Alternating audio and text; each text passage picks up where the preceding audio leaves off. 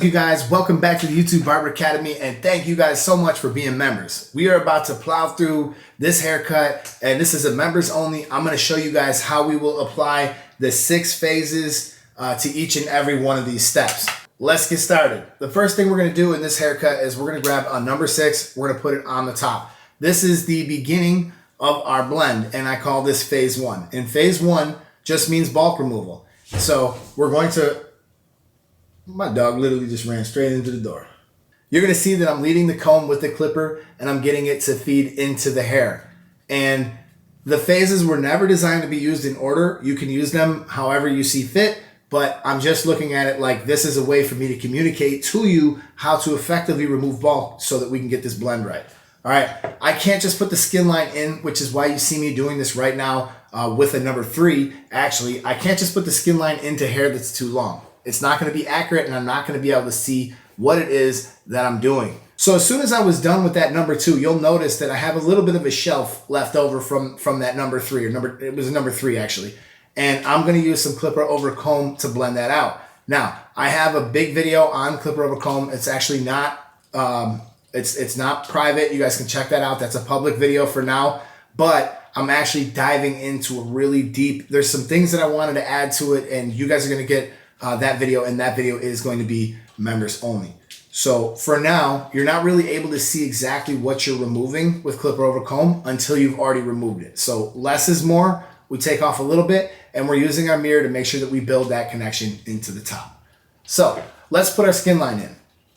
I got the clipper fully closed. I actually have the Mr. Cartoon version of the Rebels that I decided to put this in with, and we're going to break down our fade triangle and a couple of different things here that are really going to hopefully make some good sense to you. But I like to curve my guideline, and as I get around to the back, just out of habit, I'm always going to drop it a little bit. And I'm going to tell you why. In this case, this client has some really bad growth patterns. He's got about 4 colics right in the back, and then he's got 1 in the front. Even though he has some great hair to fade, it will show every single mistake. So with that being said, I just want to go ahead. I want to drop that down in the back, and I want to make sure that I'm taking an adequate amount of time to make sure that I have this guide set in correctly. Next, we're going to talk about some trimmer manipulation here. I could have done this with a trimmer if I wanted to. It really wouldn't have made it any different. But because I've removed it already quite closely, I'm going to take my trimmer upside down. I'm going to go against the grain. And as I get close to the line, let's pretend that line on the mannequin is the line, I'm going to start flicking up and away. And you're going to notice that many of the times you're going to see me anchoring. We're going to talk about clipper and trimmer movement, how to develop consistency and be accurate on day-to-day, days when I've drank 10 cups of coffee, or maybe I don't feel the same as I did yesterday. Yes, we are humans, we are not machines, and things can happen. So once we're completed with that step, we're going to go back through and we're going to use our electric shaver. And this tool right here, this little Uno, is going to be one of the things that I'll use to detail a lot of my blends in the end. But for now, let's just say we want to remove all that hair on the bottom. You could get them, push both the blades into it, get as close as you can. But as we get close to where we left off with our trimmer, we want to start flicking up and away, and sometimes we'll be coming down with the grain to really get that to blend out. So let's stop here for a second and let's talk about this fade triangle. The hypotenuse, which is the longest side of the triangle, is supposed to emulate how the hair is gradually getting longer. And if you do it perfectly, it's not going to have any other lines in it. It's going to be a smooth and seamless blend. However, if your hypotenuse on your triangle looks like this, that's usually because you have lines or dark spots in your blend. So let's close in down here to the bottom part of this where you see skin, all hair removed, and trimmer. The trimmer blade is said, and shout out to Raymond Latrice, he's the one who sent me a really well thought out chart, and that allowed me to put this chart together. That's a subscriber, and he went across, all this, he went through a lot of work to put this together, and I'm regurgitating the information in a little bit of a different way. So with that being said, you'll see skin, all hair removed, trimmer cuts to 1. I want to point to the millimeters because I think it makes the most sense. It's just the easiest to see. It's better than fractions because not everybody in the world understands that. So trimmer cuts to 0.17 millimeters and skin. So we need to make a jump from our electric shaver up to 0.17 millimeters. And the other part I want you to close in on is that closed taper at 0.5 millimeters. So that means that roughly we have about a 3 millimeter jump in between there. So hopefully this gets you to understand why I work with one trimmer, which you're gonna see here in a bit, my Johnny B trimmer that is really, really close. I bet it cuts closer than 0.17.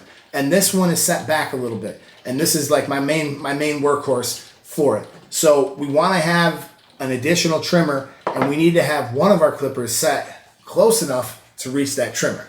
All right, let's keep going through the fade. We're gonna bring this triangle back up here in a minute when we get into the half guard and why I try to avoid it. So we're gonna begin, all blends the same. I like to take the teeth of the clipper, and you see how I have the butt end, this is not a mistake, I have the butt end of my clipper all the way up here, okay? And then I'm gonna go ahead and I'm gonna flip my line in, right? And then I'm gonna begin lowering the butt end of my clipper as I continue to do that. And then I'm gonna put it all the way flat. Some of you guys leave the head too much and you never actually get it flat. If you don't get it flat, you're not gonna hit every length in that chart accurately, and you're not gonna wind up with a perfect blend every time. So notice that when I put my guidelines in, I usually will try to keep this blade horizontal. When I begin removing my guidelines, my clipper is on an angle, or if it doesn't look like it is, one of the teeth is usually going to be hovering off of the head. And that's when I actually start blending. So which way should we attack this particular skin line? It's really, you can do it from the top down, you can do it from the bottom up. I like to go from the bottom up most of the time. I'll close it all the way. I'm using only a few teeth, and I'll travel the length of the section. Then I'm gonna pop that lever open one, and I'm gonna repeat the process. I might use either side of the blade, but I'm trying my best to stay against the grain and really use the best barber tools you have, which are your eyes. Your eyes are going to tell you how to blend all this stuff together and what steps to use. And when you learn that clipper triangle and you know, okay, I know the step above this is this and the step below this is that, I'm gonna use a combination of those things to sort myself out and make sure that I get all my blends done correctly. Now, we were talking about anchoring a second ago, and this is as good a time as any to show you this. A lot of times I use my middle finger and I'm actually bracing it on the head, just like this. And now my middle finger is not really moving, but the rest of my hand is. The last thing that you guys want to be doing is moving the head so much. A lot of people, when I start doing this, they think that good barbers are just flicking their wrist and like leaving the head all the time, but it doesn't cut on the downstroke. So we want to stay connected to the head when we're using our movements. Now, a second ago, you see me jump back to my setback trimmer. That was my attempt at making sure that I finish that step thoroughly before I move on. And then I use some clipper over comb to further my transition into the top rather than using a bunch of guards and doing all that. And I want to just stop here for a second before I go into this next step. Look at the blend. It's come together quite nicely by me just using my clipper with no guards on it, my electric shaver, and a combination of clipper over comb. So that's got me this far. And when you learn that technique and you got that in your arsenal, you're gonna get your haircuts done much faster, because now essentially there's not much left to do on this side but some cleanup. There's a little more to do than there looks like probably to some people, but mostly I view what's left to do as cleanup. So again, I know that I left off with a 3, so now I have this 2. I'm coming up and I'm using the curvature of the scalp to come up and off of the scalp and hopefully hit that blend and blend that all the way into that number 3 and into that 6. So once this is complete, I'm going to jump to my 1 1/2, and again, I'm only using a portion of the blade. I don't care if I have any guard on there. I'm telling you guys, you want to stay angled, you want to stay hovering, and you want to stay working it that way. And the main reason for this, all of this, is you can do everything that I tell you to do correctly, right? You could follow that chart to a T, you could do this, but everybody's hair is different. There's varying degrees of density. That's the amount of hair per square inch. People are going to have weird growth patterns and different things like the way their grain lays. So the battlefield's always going to change. And that's why I'm trying to get you guys to learn how to develop the best barber tool you have, which is your eyes. And right now I'm using my eyes and they're telling me, you know, I want to use that number 1, and then I'm going to circle back with that half guard. But I will warn you this: whenever I go in to blend something, I always do 2 click and flick, which means that I'm gonna click this lever down, 1, 2. I want it about halfway open. So if I touch them with the number 1, the first step is usually halfway open. And I'm gonna show you guys the triangle in a second, and I'm gonna explain to you why I've tried to not use the half guard as much as possible. And in all of my work, I try to avoid using the half guard as much as possible. And little by little, I got my blend coming together. This is actually another anchoring technique I use a lot, where I'll create kind of like a bridge with my hand, and I'm bumping this hand on this hand as I do it. It's just a way for me to stay anchored on the client here, here, and then here. And it leads to some pretty accurate cuts and allows me to do the same good haircut over and over again for my clients. So as we go into this half guard, I want to stop for a second. I want to draw your attention to something. There is some overlap in a couple of different areas. So first, let me direct your attention to the open taper. That's just this step right here. And if you look over, it is 2.4 millimeters. That's what it leaves the hair once you cut it. Now, if I got the half guard on and it's closed, all right, check that out, 2 millimeters. So if you're struggling to get a line out with your half guard, know that your open taper is actually a little bit longer if your half guard is closed. And I also want to direct you up to the 1 closed. 1 closed, which is actually 3.5 millimeters. Half guard open is 3.9 millimeters. So if you're struggling to get something out with the number 1 and you go back to your half and you have it open, you don't have to worry about it cutting too much hair. And you have the additional benefit of moving your levers some more with that half guard. So this is exactly why I try to avoid using the half guard as much as possible. And I use it when I really have to use it, and just very, lightly and carefully, because this could kind of be the difference between a good haircut and, if you go overboard with the half guard, it might turn into a bad haircut real quick. So essentially, this is all considered phase 4. The blending, all the stuff that we're talking about, all these techniques that we're talking about is using phase 4, the blend. And we might approach our blend in several different ways, but our understanding that the barber tool that we're using to guide us is actually our eyes, and we are trying to do things that stop us from making mistakes. Like, for instance, let's say you think that line's going to come out with an open taper. Would it hurt you to put the half guard on with it 2 clicks open and just use your eyes and say, is this a good call? Okay, no, it is actually an open taper. I'll take this off. So, it's just learning how to do those things without making mistakes. And then there's certain things like you're not going to be able to learn without experience. And one of those is, when is it time to put the clippers down and try a different technique? Many of you guys are probably overworking yourself with the clippers because you're afraid to pick up your shears and you're afraid to learn how to use some shear over comb. And we're going to talk about that in some great detail here in the shear over comb and clipper over comb videos. But you kind of get what I'm saying here. So as we start to see this blend is coming together quite nicely, I'm going to jump back and forth to a couple of different things. And I'm going to jump also to using my trimmers. Now, we've been talking about these trimmer manipulation videos, but essentially I can get my trimmer to cut the closest when it's flat on the head moving up against the grain, right? It will cut a little less close if it's upside down moving down, but it'll cut even closer if it's upside down moving up, because I'm taking the cutting blade and I'm putting it directly on the skin. Now, I can also just use a few teeth, and then I can get it further away from the head by angling it up and out.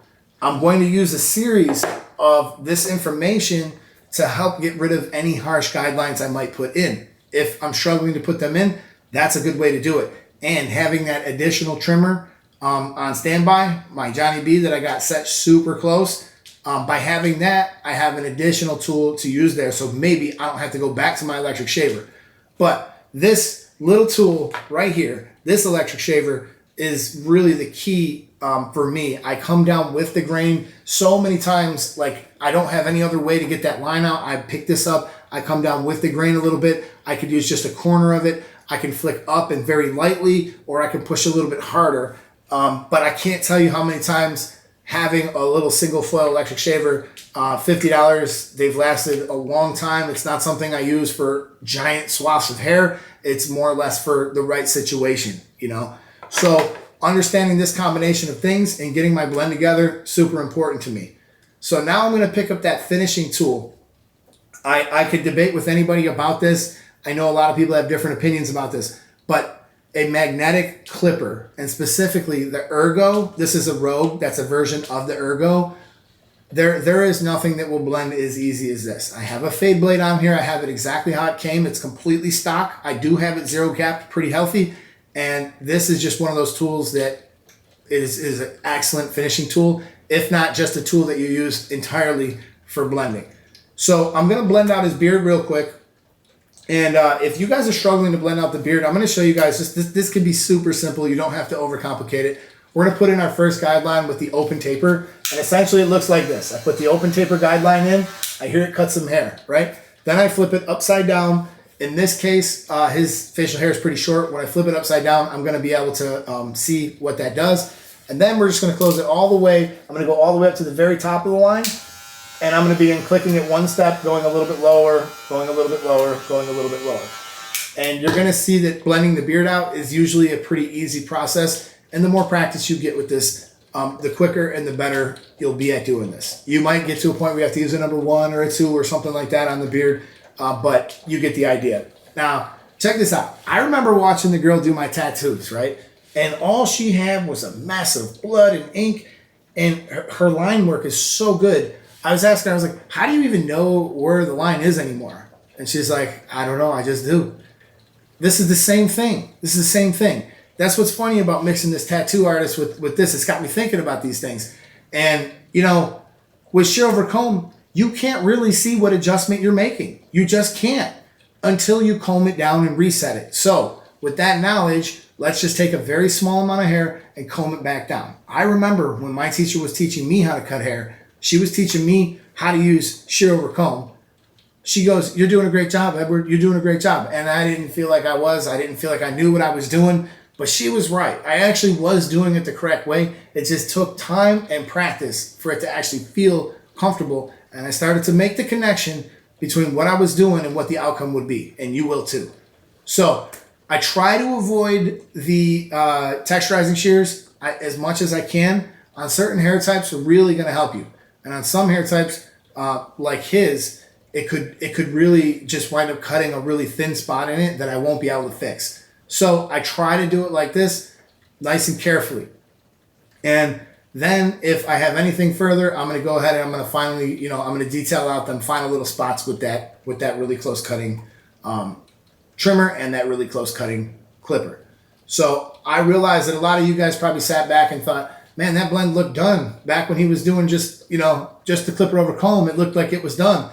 But it wasn't. And this is one of the reasons why now it takes me a little bit longer to cut hair than it did at one time, because I'm less satisfied with what I see. I know I'm capable of more. I know that I can do better. And you have to balance that with, managing your time throughout the day, your client's needs, your price point, all that stuff. But I don't really cut hair for money anymore. I cut hair because I enjoy it and it brings me some satisfaction to continue to complete, great looking haircuts and that type of thing. So I'm only in the shop a few days a week. That's why a lot of the people you see are people that you've seen before on here. But at the end of the day, I do this because I love to do this. And I want to share all the stuff I've learned over the last 23 years with you guys. I'm passionate about it. I hope you hear it coming through. And I'm just so grateful that you guys are a member. Which, speaking of which, you guys are members. You guys paid to learn how to do this. So I want you guys to go ahead and drop a comment. If you don't understand something, if you just want to tell me something, if you want to see some future content, I'm here for you guys, man. You guys are the members, and you guys get to direct where this ship goes. Currently, I'm working on building out the other 5 phases so I could bring them to you just like we did in that phase 1. And I would love to hear some feedback from that. Do you feel like it's working? Do you feel like there was something that you understood? Because I feel like if you set up your haircut correctly from the very beginning, you're going to have far less issues as you get further into the haircut. Because some hair types like his, it's just going to show every little mistake and every little movement with the clipper counts. So with that being said, I'm going to let you guys check out the rest of this haircut. There ain't too much more to go. I'm going to speed it up a little bit so you guys can see all these changes taking place and every single thing I did. And If you guys need to purchase any of this equipment, you guys can use my code Eddie. You can save 15% off of any of that. But please, at least make sure that you have your stuff set up correctly. If you haven't watched the references video, the correct setup video, check those two out, because it's really going to be helpful as we go forward. And we are going to dive into the phase 4, the blend. I know some of this might have came out a little confusing for you. So, I'm going to go forward. I'm going to refine that. I'm going to make that really easy for you guys to digest. All right. With that being said, this is the YouTube Barber Academy. I'm Mr. Eddie Barber. And shout out to you guys. You guys are real ones for being members, because I'll be honest with you guys, man. YouTube, if I try to release something like this, it would destroy me. I've worked really hard. And for the first time ever, we got 15 million views. And this month alone, 1.2 million views. And it's all because of you guys. All right, you guys. I'll catch you in the next one. Peace.